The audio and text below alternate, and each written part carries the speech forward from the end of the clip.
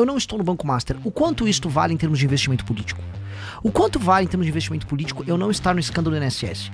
O quanto vale em termos de investimento político eu não ter me associado a vagabundo, eu não estar andando com um cara, sei lá, de milícia aqui, de comando vermelho ali, de não pegar grana com vagabundo? E isso é um investimento. Ele não aparece ser um investimento porque parece que eu simplesmente fiquei parado não fazendo coisas. Mas eu estou na política, eu estava montando um partido político e enquanto eu fiz isso, eu abdiquei de todo o lucro político, de ter grana fácil, de puxar o saco, sabe, do político certo na hora certa. Podia ter puxado o saco do Marçal em 24, todo mundo nosso crescia. Podia ter puxado o saco do Bolsonaro, podia ter puxado o saco do Nicolas, como tem uns que puxam. E aí eu ficava subindo de escadinha em escadinha. Hoje, o melhor investimento claramente é não ter puxado o saco de ninguém e não ter entrado em um escândalo. Isso é um baita do investimento. Se você olhar, eu fiz um investimento colossal em não fazer nada disso.